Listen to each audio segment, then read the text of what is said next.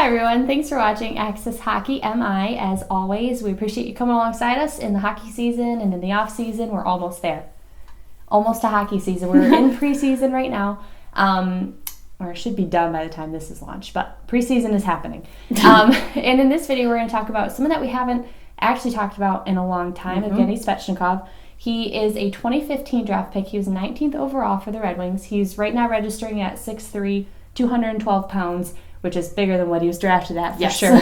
So he's gained a lot of weight. He's gotten a lot better. But we're going to talk a little bit about from the start of from when he was drafted till now, kind of expectations for the Red Wings, for the Griffins. And big season for him. All that huge stuff. So let's go. Get rolling. So his rookie season was a phenomenal season. It was the year... For the whole team. For the whole team. It was the season that the Grand Rapids Griffins won the Calder Cup at home, beat their rival that they also faced in 2013. So it was really, really historic. And for Svech, he had, in the 74 games, he had 51 points as a rookie. Yeah. A lot of the players on that team at the time were rookies, but he was one of the standout athletes, obviously being a first-round draft pick. That's huge to come from being drafted to winning a trophy already, and especially one of the more important ones. Exactly, and he had a very short stint in the QMJHL, and that was his only affiliation with U.S. Ice. So to be able to come from Russia, where he had primarily played, and then adapt so well, he did a great job his his rookie season.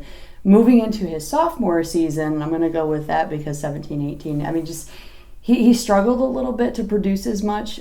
His rookie season, obviously, he set the bar really high for himself, and you could tell during his second season of his entry contract, something started getting to his head. He wasn't producing. He got frustrated a lot. He played a little differently. He didn't play because Svechnikov is very confident, and he plays very confident, and I think it's kind of also the Russian way to play as well. And he would play confident, and then in 17-18, something changed, like Rachel said. Something was different, and it translated into his play. So with Detroit, he had 4 points in 14 games, and with Grand Rapids, he had 23 points in 57 games.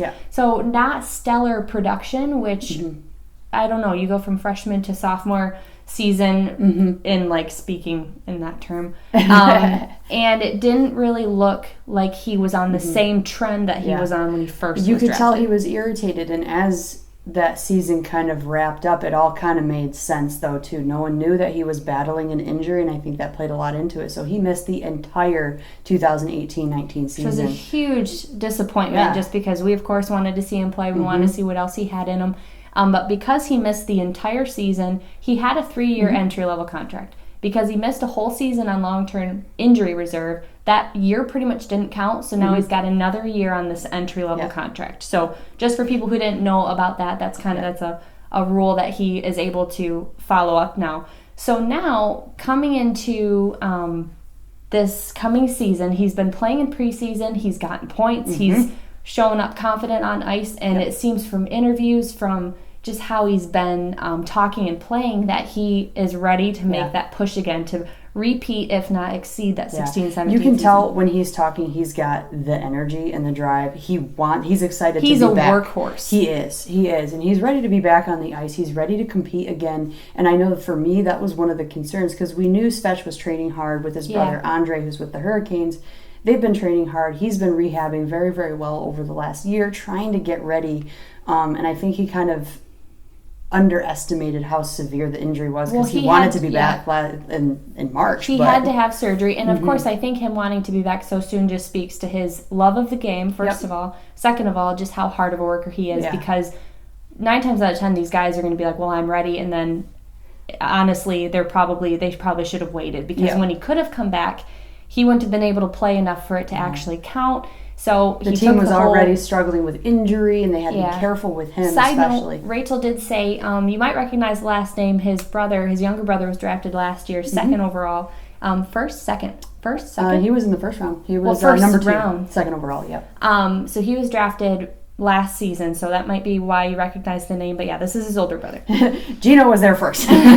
But I mean, with Svechnikov coming into this season, I mean, there's obviously a lot of anticipation. He's kind of encouraging that in the way he's playing. I think since his rookie season, even though missing that one season, he's shown incredible growth. I think for him, mostly mentally, because he's already had the skill set. He already was fast. He was already very precise, but his maturity on the ice has changed a little bit. I think he's gotten a better understanding of the game, but also himself. I haven't seen him overreact, and he's not a super emotional guy. No. For a Russian he is, but he's gotten better at controlling his feelings, I think. Something that's interesting about his scenario is that we saw him have a great rookie season. The second year wasn't super stellar, injury, and now he's back. So it's like you almost start over watching him. You can't take his rookie season. You can't take the second season into account. This year is a big year for him because if he doesn't show what he's got, I think he'd be signed to an extension, but he's playing for a roster spot for the Red Wings. So right now, the season he left off on, he was with the Griffins for most of it. So I do think he's playing for a Red Wings roster spot, whether or not he gets that right away, if he gets it this season. But I do think that his style of play and I think that his attitude is Red Wings worthy. It is, yeah. And I think he's working toward that, and I think it's going to be a very important season. It's going to be absolutely huge. And even though, there is still the off chance that they start him in Grand Rapids for a few games just to get used to the faster pace again. I think he will be there for a little longer than a few games. A few games. I feel like it's going to be a handful. Because, like I said, this is a start-over year. Yeah, they got to reset everything. Yeah, he was great in his rookie season, and if that is how it's going to translate, he's going to be great this season, too. I think the big test for him, though, is if he does get assigned to Grand Rapids right off the bat, is making sure he's not letting that get him down. Honestly, think he's got the drive to be like, you know what, forget it. Of all the players, I don't think he has that issue. I think he can pick himself up and he can play just like Roenick had been doing. Like, he doesn't belong there. He's too good to be there, and I think he can. I think he can handle it. I just think Svechnikov's attitude is not anything to be like, well, I deserve to be up there. I think he's like, well, I love to play hockey, and I'm going to play hockey where they put me. And of course he wants, and he's going to work for that Red Wing spot. I don't think his attitude. The biggest growth developmentally, obviously, missing that season until now, what is his biggest asset going into this season?